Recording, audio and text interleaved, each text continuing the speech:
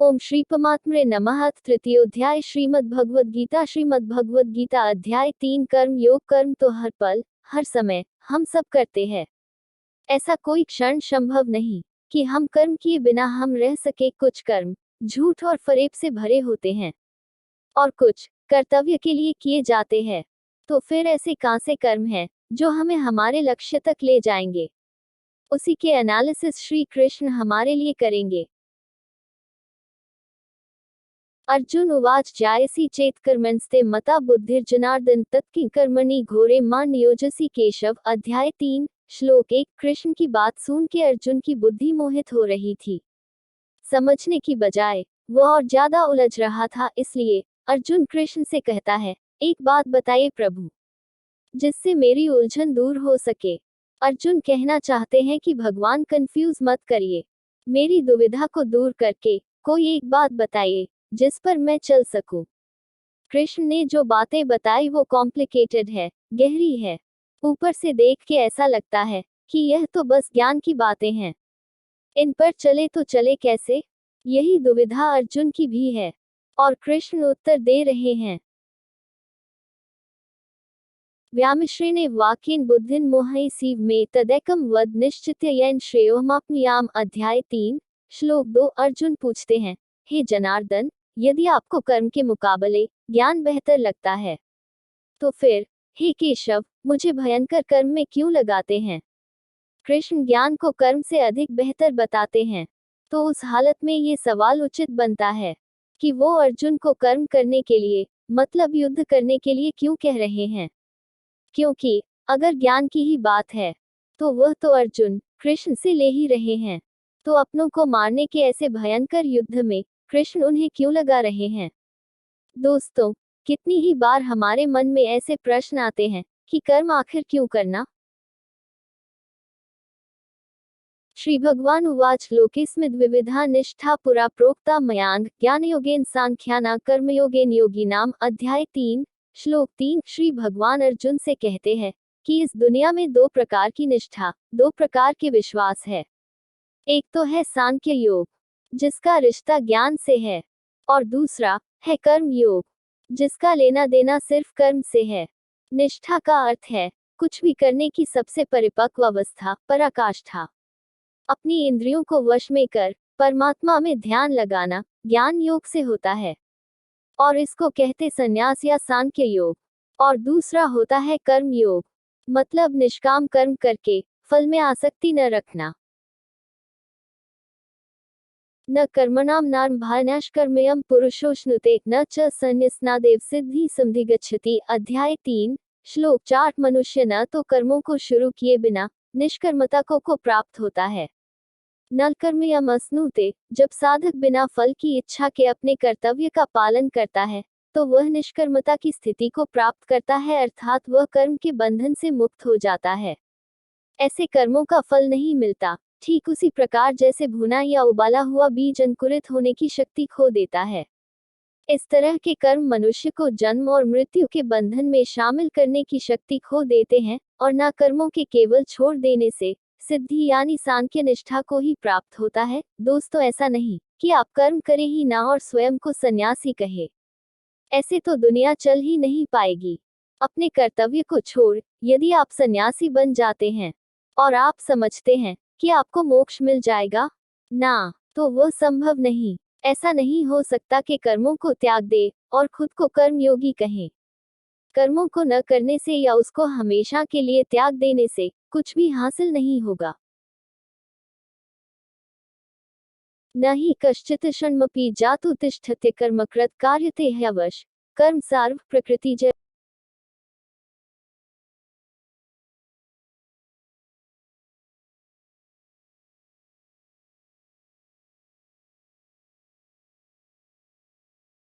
कर्मेंद्रियाणि संयम्य य आस्ते मनसा स्मरन् इंद्रियार्थान विमुआत्मा मिथ्याचार स उच्यते। अध्याय 3 श्लोक 6। जो सिर्फ दिखावे के लिए अपनी इंद्रियों को जबरदस्ती ऊपर से रोककर लेकिन अंदर मन से हमेशा उन्हीं के बारे में सोचता है, वह मिथ्याचारी अर्थात दंभ भी कहा जाता है। मतलब झूठा और घमंडी। खाना खाने से तो मना कर दिया, लेकिन हमेशा खाने और उसके स्वाद के बारे में ही सोचता रहे, तो ये कैसा उपवास हुआ? इसे व्रत नहीं माना जाएगा। कितने ही साधु सन्यासी आपको मिलेंगे जो कहते हैं कि उन्होंने दुनिया को त्याग दिया है, कर्म को त्याग दिया है, लेकिन अगर उनके मन में इस दुनिया के लिए अभी भी लालसा है, इच्छा है, तो कृष्ण उन्हें झूठा और पाखंडी बताते हैं। यस्त्विन्द्रियाणि मनसा नियम्यार्तेर्जुन कर्मेन्द्रियैः कर्मयोगम सेक्ट स विशिष्यते अध्याय 3 श्लोक 7 हे अर्जुन, जो पुरुष सच्चे मन से इंद्रियों को कंट्रोल में कर उनसे बिना लगाव लगाए काम करता है, वही कर्म योग का पालन करता है, वही श्रेष्ठ है। कृष्ण एक तरह से चेतावनी दे रहे हैं कि इंद्रियों को वश में तो करना ही है, परंतु साथ ही साथ मन का उन इंद्रियों से किसी भी विषय से लगाव नहीं होना चाहिए, उसे ही कर्म योग माना जाएगा। जब इंद्रियां वश में होती है तो आप कुछ भी करने में संभव होते हैं। किसी भी तरह की बाधा, डिस्टर्बेंस आपको आपके काम से रोक नहीं सकती। और अगर आप इंद्रियों के वश में हैं, तो चाहे वो स्वादिष्ट खाने की महक ही क्यों न हो, कोई रूपसी नारी या नर क्यों न हो, आसपास का शोर ही क्यों न हो, छोटी वाय बड़ी, हर बाधा आपको अपना काम करने से रोकेगी। नियत कुरु कर्म त्वं कर्म ज्यायो है कर्मण शरीर यत्रापि च ते न प्रसिद्धिद कर्मण। अध्याय 3 श्लोक 8 हे अर्जुन, तू केवल कर्तव्य निभा, क्योंकि कर्म न करने के मुकाबले कर्म करना बेहतर है, तथा कर्म न करने से तेरा जिंदा रहना भी तो पॉसिबल नहीं। अर्थात तू शस्त्र उठा और युद्ध कर, अपना कर्म कर, क्योंकि यह कर्म न करने से कहीं अच्छा है। कहने का अर्थ है, कर्म तो बहुत सारे हैं, लेकिन उनमें से एक चुना हुआ है, उस चुने हुए को ही निर्धारित कर्म कहते हैं। अपनी मर्जी से अगर आप कर्म चुन लेंगे तो उसे निर्धारित नहीं माना जाएगा। आपको अपना कर्तव्य समझकर अपना कर्म चुनना पड़ेगा, अथवा जो कर्म आपको मिला हुआ है उसे अपना कर्तव्य समझकर निभाना है। यज्ञार्थात् कर्मणोऽन्यत्र लोकोऽयं कर्मबन्धन तदर्थ कर्म कौन्तेय मुक्त सिंह। समाचार अध्याय 3 श्लोक 9 इस श्लोक में कृष्ण पूरे समाज की भलाई वाले कर्म को समझा रहे हैं। यज्ञ वो होता है जिसमें सब शामिल होते हैं। कृष्ण कहते हैं, यज्ञ के लिए किए जाने वाले कर्मों से ही यह मनुष्य समुदाय कर्मों से बंधता है। इसलिए है अर्जुन, तू इच्छाओं को छोड़कर उस यज्ञ के लिए ही भली भांति कर्म कर। यज्ञ अर्थात समाज और प्रजा की भलाई के लिए किया गया निस्वार्थ कर्म। हमको भी अपने कर्तव्यों को यज्ञ समझ ऐसे कामों में अपना योगदान देना चाहिए जिससे समाज का भला हो। अगर हम सब अपने काम को यज्ञ समझ उसे सम्मान पूर्वक करें तो सबका भला होगा। इसे ही आप निर्धारित कर्म भी मानिए। सहयज्ञा प्रजा सृष्ट्वा पुरोवाच प्रजापति अनंत प्रसविष्यध्वमेशवोस्त्विष्ट कामधुक। अध्याय 3 श्लोक 10 प्रजापति ब्रह्मा ने इस दुनिया की शुरुआत में यज्ञ को रचकर अपनी जनता से कहा कि तुम लोग इस यज्ञ द्वारा वृद्धि को प्राप्त हो, और यह यज्ञ तुम लोगों को इच्छित भोग प्रदान करेगा। घरों में जो यज्ञ किए जाते हैं उन्हें एक धार्मिक कर्मकांड न समझकर उसकी इम्पोर्टेंस समझनी चाहिए। यज्ञ हमारे संस्कारों का एक संगठित रूप है। संस्कार मतलब काम करने का सबसे उत्तम तरीका। यज्ञ से हम हर विधि को, संस्कार को एकदम उचित तरीके से पूरा कर अपने कर्म को शुरू करते हैं। यज्ञ एक तरीके से हमें रास्ता दिखाता है। अगर आगे भी संस्कारों का पालन होगा तो ध्येय यानी गोल जरूर पूरा होगा। देवान भावतानन्ते देवा भावयन्तु व परस्पर भावयन्त श्रेय परमवाप्स्यथ। अध्याय 3 श्लोक 11 ब्रह्मा कहते हैं कि यज्ञ से सब लोगों को, देवताओं को खुश करना चाहिए, और फिर वो देवता खुश होकर हम सबकी भलाई करेंगे। इस प्रकार निस्वार्थ भाव से एक दूसरे को उन्नत करते हुए तुम लोग परम कल्याण को प्राप्त हो जाओगे। यज्ञ तरीका है देवताओं को खुश करने का, और उसके बदले में देवता आपको खुश रखते हैं, आपकी उन्नति करते हैं। इसलिए काम शुरू करने से पहले, कुछ भी शुभ करने से पहले ईश्वर का नाम लेने का विधान है। यही ईश्वर का नाम जब सही तरीकों, सही पद्धति, सही मेथड के साथ किया जाता है उसे यज्ञ कहते हैं। यज्ञ को अपने और देवताओं के बीच का एक मीडियम मान लीजिए। जिससे दोनों के बीच संबंध बना रहता है। इष्टान भोगान ही वो देवा दास्यन्ते यज्ञ भाविता तैर्दतान प्रदायभ्यो यो भुंक्तिस्तेन एव स। अध्याय 3 श्लोक 12 यज्ञ करके जब आप देवताओं की पूजा करते हैं तो वह आपके बिना मांगे ही आपकी सारी इच्छाओं को पूरा कर देते हैं। लेकिन जो यज्ञ नहीं करता उसे यज्ञ से देवता को प्रणाम नहीं करता, लेकिन फिर भी अपनी इच्छाओं को पूरा करना चाहता है, उन्हें चोर समझना चाहिए। कुछ देने पर कुछ मिलता है, कुछ करने से कुछ मिलता है। बिना अर्घ चढ़ाए, बिना पूजा किए अगर कोई चाहता है कि उसकी मनोकामना पूरी हो जाए, बिना कुछ काम किए अगर कोई सोचे कि उसका काम बन जाए, तो इसे बेईमानी या चोरी ही माना जाएगा।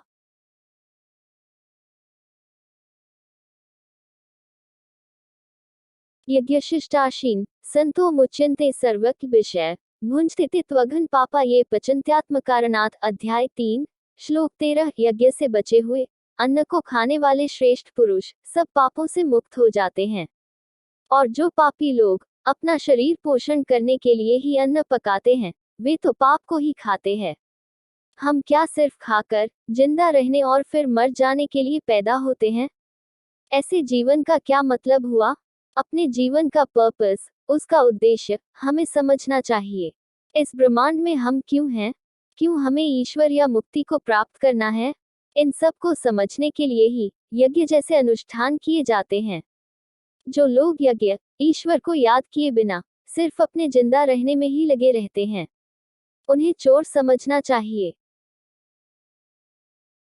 अन्नाद् भवन्ति भूतानि पर्जन्यादं संभव यज्ञाद् भवति पर्जन्यो यज्ञ कर्म समुद्भव। अध्याय 3 श्लोक 14 कर्म ब्रह्मोद्भवं विद्धि ब्रह्माक्षरसमुद्भवं तस्मात् सर्वगत ब्रह्म नित्यम यज्ञे प्रतिष्ठितम। अध्याय 3 श्लोक 15 अगर अन्न खत्म हो जाए तो सब खत्म हो जाएंगे।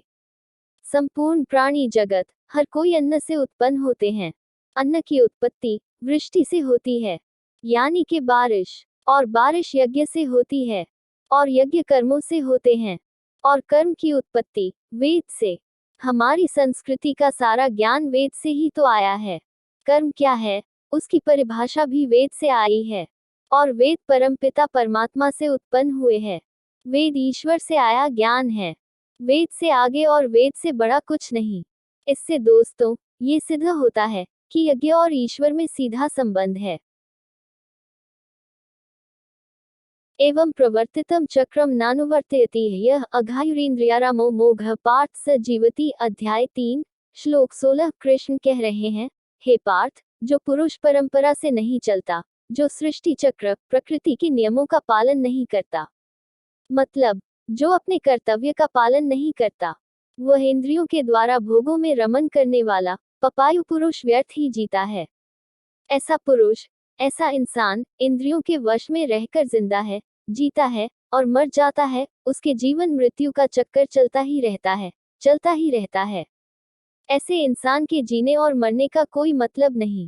वेदों में, ग्रंथों में जो ज्ञान, जो नियम बनाए हैं, उनका मतलब है, और उसे मतलब के अनुसार हमको अपना जीवन जीना चाहिए। यस्त्वात्मर्तिरेव स्यादात्मतृप्तश्च मानव आत्मेव च संतुष्टस्य कार्यम न विद्यते। अध्याय 3 श्लोक 17 कृष्ण कहते हैं, जो मनुष्य आत्मा में ही रमण करने वाला और आत्मा में ही तृप्त तथा आत्मा में ही संतुष्ट हो, उसके लिए कोई कर्तव्य नहीं है। आत्मा का मतलब यहाँ सबसे बड़ा सच है, और जो सत्य को समझता है, सत्य में ही खुश होकर सत्य में ही रहता है, उसके लिए कोई कर्तव्य नहीं। जिसको ज्ञान प्राप्त हो चुका है, जो जीवन की सच्चाई जान चुका है, सिर्फ वही ऐसा है जिसके लिए कर्तव्य का कोई मतलब नहीं। लेकिन ऐसा कोई लाखों करोड़ में ही एक होता है। बाकी हम सब के लिए कर्तव्य ही सब कुछ है। नैव तस्य कृतेनार्थो न कृतेनेह कश्चन न चास्य सर्वभूतेषु कश्चिदर्थ व्यपाश्रय। अध्याय 3 श्लोक 18 संजय श्री कृष्ण की ज्ञान को हमें आगे बता रहे हैं कि ऐसे महापुरुष जो आत्मा को सच को जान चुके हैं, उनके लिए कर्म करने का कोई प्रयोजन रहता ही नहीं।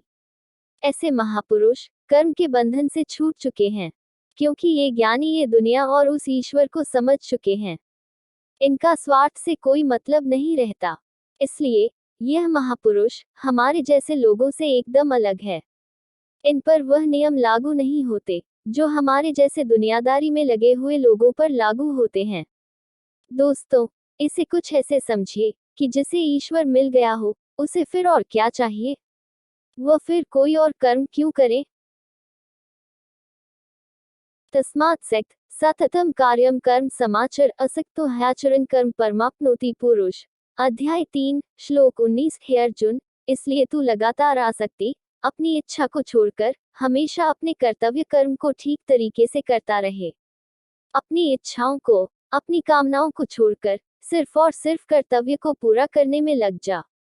क्योंकि आसक्ति से, लगाव से छूटकर जो भी अपना कर्म करता है, वो मनुष्य परमात्मा को प्राप्त हो जाता है। कर्तव्य का रास्ता आसान नहीं होता। कितनी बार हम सबको लगता है कि सब कुछ छोड़कर आराम करें, देर तक सोए या मेहनत ना करें, लेकिन उससे कभी कुछ भी हासिल नहीं होता। ऐसा श्री कृष्ण समझा रहे हैं। कर्मण्येव हि संसिद्धिमा स्थिता जनकादय लोक संग्रह में वापी संपशन कर तुमर्हसि। अध्याय 3 श्लोक 20। बहुत से ऐसे लोग हैं जो कर्म करते हुए ही परम सिद्धि को प्राप्त हुए थे। बहुत से ज्ञानी महापुरुष तो ऐसे होते हैं जो आत्मा की सच्चाई को पहचान जाते हैं, लेकिन बाकी लोगों के लिए सिर्फ कर्म ही एक रास्ता है।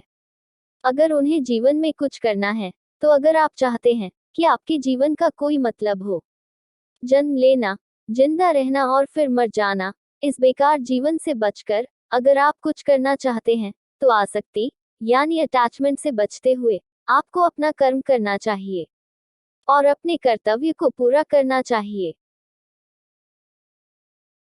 यद्यदाचरति श्रेष्ठस्तद्देवेत्रो जन स यत् प्रमाण कुरुते लोकस्तदनुवर्ते। अध्याय 3 श्लोक 21। लीडर जो होता है वह आगे चलता है और बाकी सब उसके पीछे पीछे। इसलिए आपको ये फैसला करना है कि आप आगे चलने वाले हैं या पीछे। श्री कृष्ण कहते हैं कि श्रेष्ठ पुरुष जो जो आचरण करता है, अन्य पुरुष भी वैसा ही आचरण करते हैं। वह जो कुछ प्रमाण कर देता है, समस्त मनुष्य समुदाय उसी के अनुसार बरतने लग जाता है।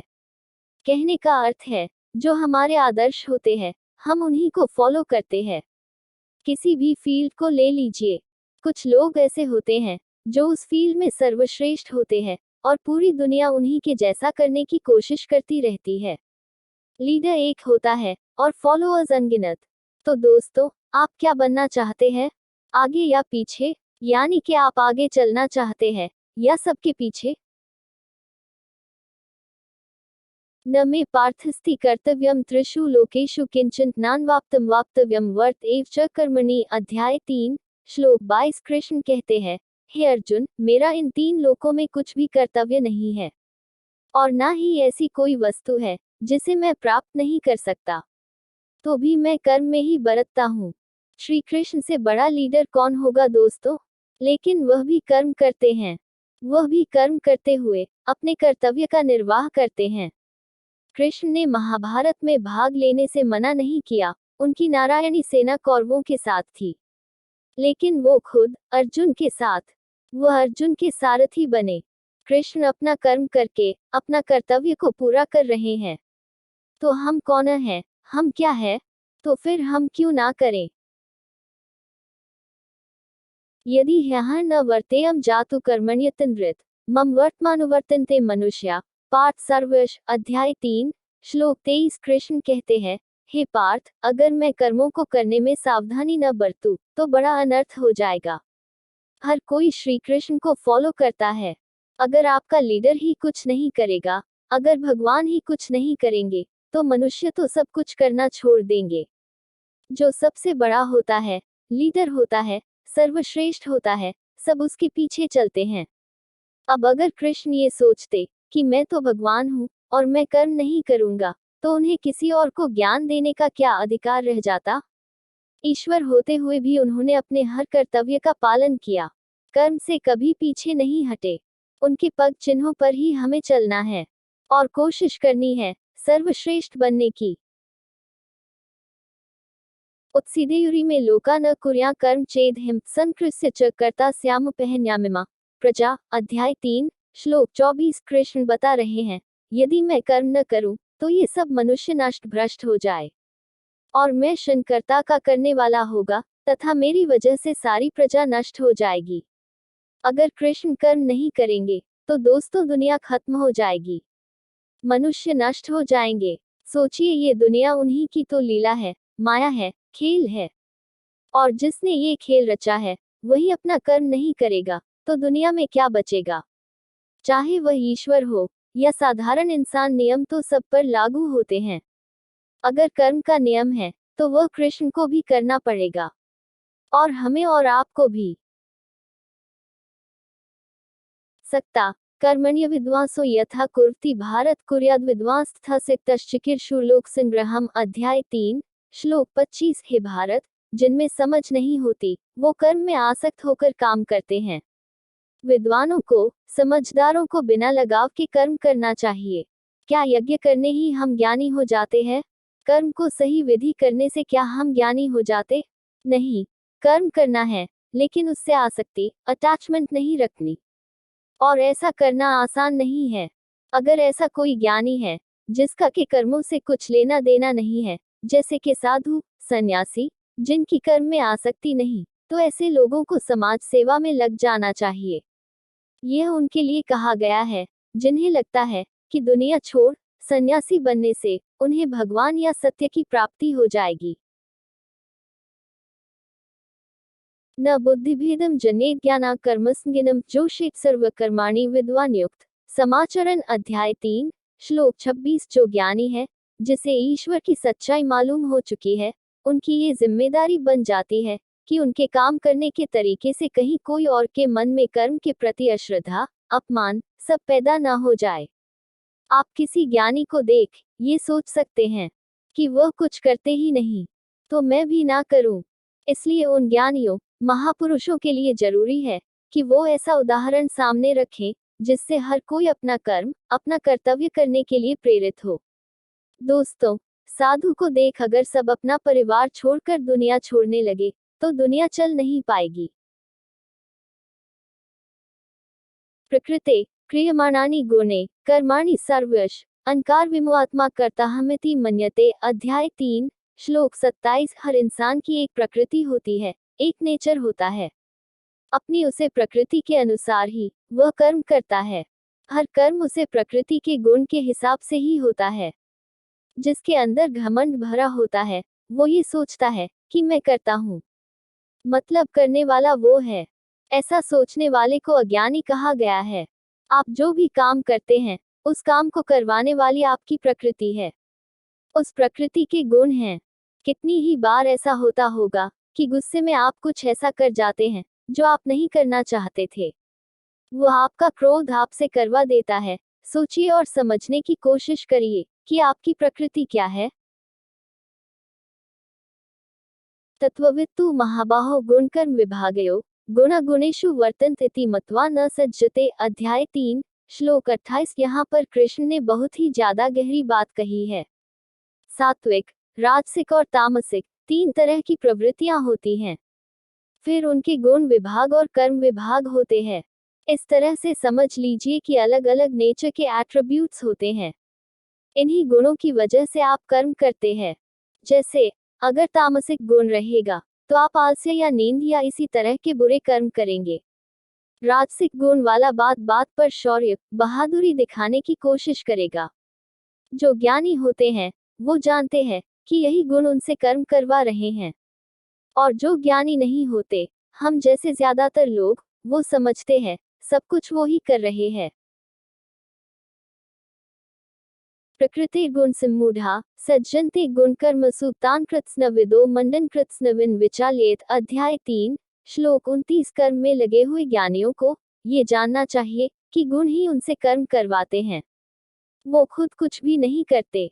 और जब ज्ञानी इस बात को समझ ले तो यह उनकी जिम्मेदारी होती है कि वह अज्ञानी को समझाएं कि कर्म ही उनका धर्म है।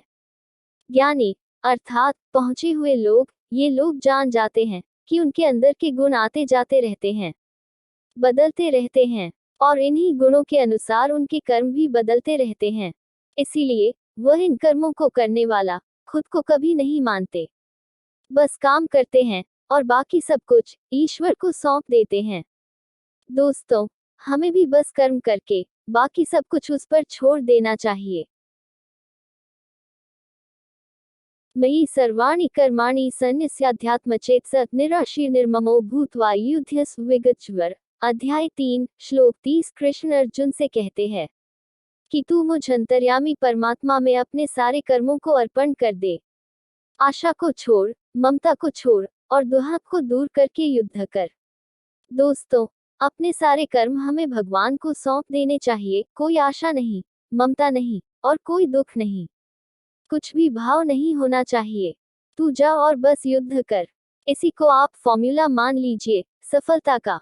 जी हाँ, सफलता का।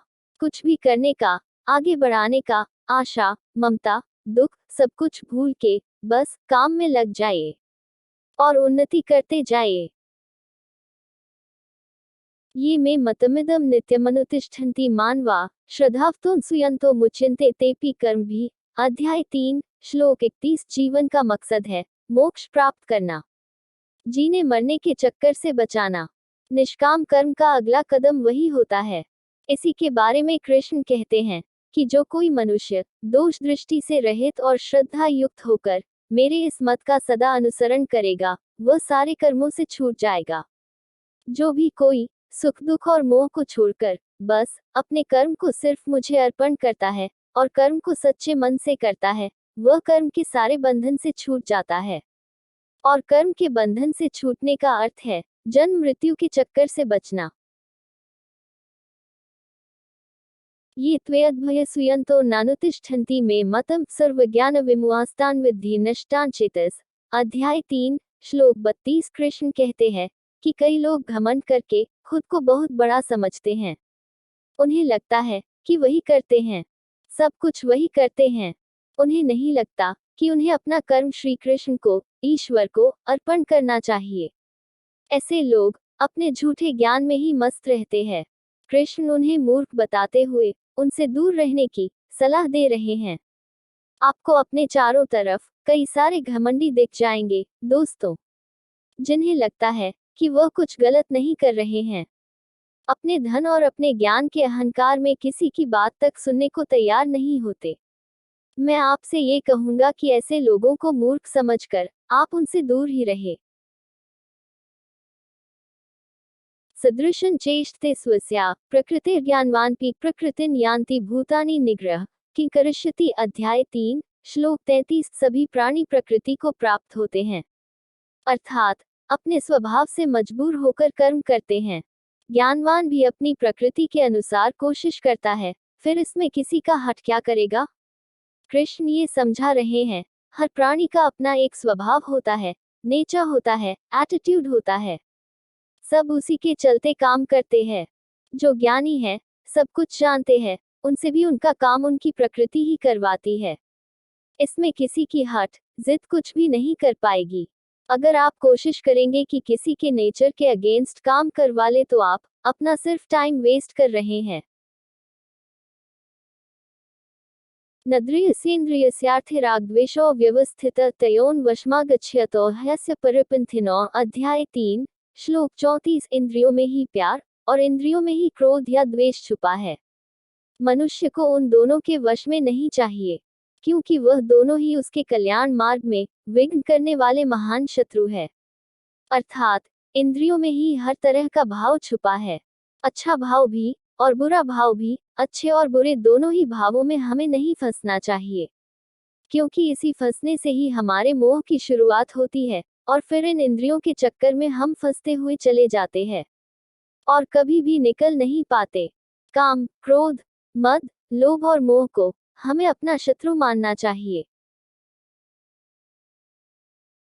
शश्रेयान् स्वधर्मो विगुण परधर्मात् स्वनुष्ठितात् स्वधर्मे निधन श्रेय परधर्मो भयावह। अध्याय 3 श्लोक 35। कृष्ण कहते हैं, अच्छी प्रकार आचरण में लाए हुए दूसरों के धर्म से गुण रहित भी अपना धर्म अति उत्तम है। अपने धर्म में तो मरना भी कल्याणकारक है और दूसरे का धर्म भय को देने वाला है।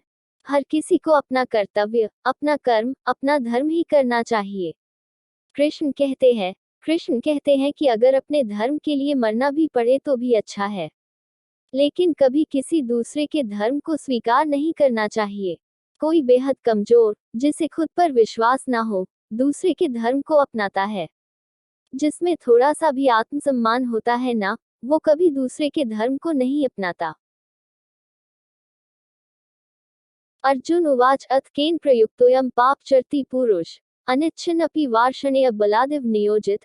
अध्याय 3 श्लोक 36। अर्जुन कहते हैं, हे कृष्ण, तो फिर ये मनुष्य खुद ना चाहते हुए भी जबरदस्ती किस बात से प्रेरित होकर पाप का काम करता है?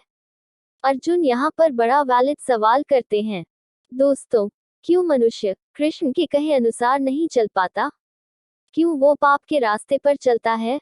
ऐसा क्या हो जाता है लोगों के साथ कि वो सही रास्ते पे नहीं चल पाते, गलत रास्ते पर क्यों चलने लगते हैं? चाहे वो इस बात को जानते हो या नहीं जानते हैं, वो क्या चीज है जो उन्हें विवश करती है? पाप के लिए उनकी बुद्धि, उनके मन, उनके गुण किस बात को दोष दे? श्री भगवान उवाच कामश क्रोधश रजोगुण समुद्भव महाशनो महापापमा विद्धेन्मेह वैरणम। अध्याय 3 श्लोक 37। श्री भगवान कहते हैं, रजोगुण से उत्पन्न होता है काम, और काम में से निकलता है क्रोध, अर्थात गुस्सा। काम या क्रोध कभी रुकता नहीं। नहीं अर्जुन, बस बढ़ता ही रहता है। इसको अपना सबसे बड़ा शत्रु मानना चाहिए। दोस्तों, श्री कृष्ण बताते हैं कि आखिर पापी पाप किस कारण करता है?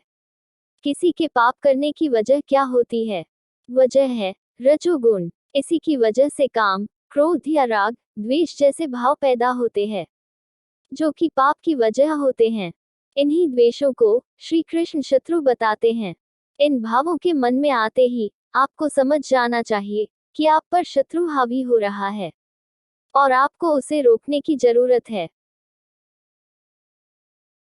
धूमेनाव्रियते वह्नि यथादर्शो मलेन च यथोल्बेनावृतो गर्भस्तथा तेनेऽद्मावृतम्। अध्याय 3 श्लोक 38। जिस प्रकार स्मोक से आग और धूल से दर्पण ढका जाता है, तथा जिस तरह से जेर मतलब एम्ब्रियो से गर्भ ढका रहता है, वैसे ही उस काम द्वारा हमारा ये ज्ञान ढका रहता है। राख जलती रहती है और उसके धुएं में आग छुपी रहती है। शीशे पर अगर धूल हो तो चेहरा साफ नहीं दिखता। उसी तरह से जब ये काम, क्रोध जैसे विकार, ये जो कमियां हैं, हमारे अंदर में मौजूद ज्ञान को छुपा के रखती है। सब कुछ हमारे अंदर है, बाहर कुछ भी नहीं। ये ऐब, कमियां हमारे अंदर रहकर असली ज्ञान को छुपाकर एक तरह से हमें विवश कर देती हैं और हमें पाप करने के लिए उत्साहित करती है। इसलिए श्री कृष्ण इन्हें शत्रु बताते हैं। आवृत ज्ञानमेतन ज्ञानिनो नित्यवैरिणा कामरूपेण कौन्तेय दुष्पूरेणानलेन च। अध्याय 3 श्लोक 39। हे अर्जुन, यह ऐसी आग है जो कभी बुझती ही नहीं। इस आग का मतलब है काम, और इसी से मनुष्य का ज्ञान ढका हुआ है। भोगों से कभी कोई तृप्त नहीं हुआ है। पैसा अगर कमाया है तो और कमाना है, खाना अगर खाया है तो और खाना है। भोगों का कोई अंत नहीं होता, बल्कि ये भोग मनुष्य का अंत करके ही मानते हैं। जैसे आग को अगर ईंधन मिलता रहे तो वह कभी बुझती नहीं। इन भोगों को जब आप बढ़ाते हैं तो आप जलती हुई अग्नि में ईंधन ही डाल रहे हैं। काम, क्रोध, मद, लोभ और मोह को नियंत्रण में रखना ही इस आग को बुझाने का एक तरीका है।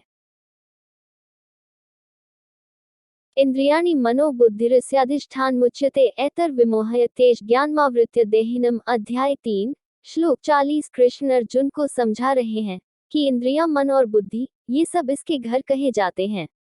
ये काम इन मन, बुद्धि और इंद्रियों द्वारा ही ज्ञान को कवर करके जीवात्मा को मोहित करता है। काम, क्रोध जैसे विकार कमियां इंद्रियों, मन और बुद्धि में रहते हैं। ये इनके घर है जहां इनका निवास होता है। घर में रहकर ये कमियां घर के मालिक को मोहित कर उसे ही खत्म करने की कोशिश करती है। कुछ अच्छा देख मन में लालच आता है, काम पूरा न होने पर क्रोध आता है। इसी तरह से ये कमियां हमारे दिल दिमाग पर कब्जा करना शुरू करती हैं और हम हमेशा इनके वश में रहते हैं। तस्मात् त्वमिन्द्रियाण्यादो नियम्य भरतर्षभ पापमान प्रजहि हेन ज्ञान विज्ञान नाशनम। अध्याय 3 श्लोक 41 हे अर्जुन, तू पहले इंद्रियों को संयमित कर। इस ज्ञान और विज्ञान का नाश करने वाले महान पापी काम को कुछ भी करके बलपूर्वक मार दे। कृष्ण अर्जुन को सलाह देते हैं दोस्तों कि इससे पहले ये काम, क्रोध जैसे शत्रु तुझ पर कब्जा कर ले, तू अपनी इंद्रियों को वश में करके अपने काम क्रोध को मार दे। ये काम और क्रोध ही है जो हमारे अंदर मौजूद ज्ञान को खत्म कर उसमें शंका भरते हैं, हमें हमारे रास्ते से भटकाते हैं। कितनी ही बार आपके साथ भी होता होगा कि कोई जरूरी काम करते हुए आराम करने का मन करता होगा। बस यही वो समय होता है दोस्तों जब आपको अपनी इंद्रियों को वश में करना होता है। इंद्रियाणि पराण्याहुरिंद्रियेभ्यः परमन मनसिस्तु परा बुद्धिर्यो बुद्धे पत्स्तु स। अध्याय 3 श्लोक 42 इंद्रियों को स्थूल शरीर से बेहतर, बलवान और सूक्ष्म यानी कि सटल कहते हैं। इन इंद्रियों से बेहतर मन है, मन से भी बेहतर बुद्धि है, और जो बुद्धि से भी बड़ा है वो आत्मा है। कृष्ण कहते हैं कि हमारे शरीर से श्रेष्ठ हमारी इंद्रियां हैं। सही बात है, किसी भी शरीर को उसकी इंद्रियां पल भर में वश कर लेती है, लेकिन इंद्रियों से बड़ा मन है। आप अपने मन से इंद्रियों को कंट्रोल कर सकते हैं, और मन से बड़ी बुद्धि है। गहरी बात है दोस्तों, इस बात को ध्यान में रखिएगा। तो अभी तक सबसे बड़ी हुई बुद्धि, और बुद्धि से बड़ी है आत्मा, और इसी आत्मा को समझने का ये सारा खेल है। एवं बुद्धि पर बुद्ध्वा संस्थात्मान्मायम्ना जहि शत्रु महाबाहो कामरूप दुरासिदम। अध्याय 3 श्लोक 43 कृष्ण अपनी बात समझाते हुए कह रहे हैं, हे अर्जुन, इस प्रकार बुद्धि से बेहतर अर्थात सूक्ष्म, बलवान और अत्यंत श्रेष्ठ आत्मा को मान। बुद्धि से अपने मन को वश में कर, और हे महाबाहो, तू इस कामरूप दुर्जय शत्रु यानी इनविंसिबल एनिमी को मार डाल। बुद्धि से मन को वश में करना है। अगर मन वश में हो गया तो आप इंद्रियों को भी वश में कर देंगे। जब मन और इंद्रियां आपके वश में हैं, तो फिर उसका अगला कदम होगा आत्मा के पास पहुंचना। आत्मा परमात्मा का ही एक रूप है, और आपकी बुद्धि आपको आपकी आत्मा के करीब पहुंचा सकती है। ओम तत्सदिति श्रीमद्भगवद्गीतासु उपनिषत्सु ब्रह्मविद्यायां योगशास्त्रे श्रीकृष्णार्जुन संवादे कर्मयोगो नाम तृतीयोऽध्यायः। ओम श्रीकृष्णार्पणमस्तु। ओम तत्सदिति श्रीमद्भगवद्गीतासु उपनिषत्सु ब्रह्मविद्यायां योगशास्त्रे श्रीकृष्णार्जुन संवादे कर्मयोगो नाम तृतीयोऽध्यायः। ओम श्रीकृष्णार्पणमस्तु।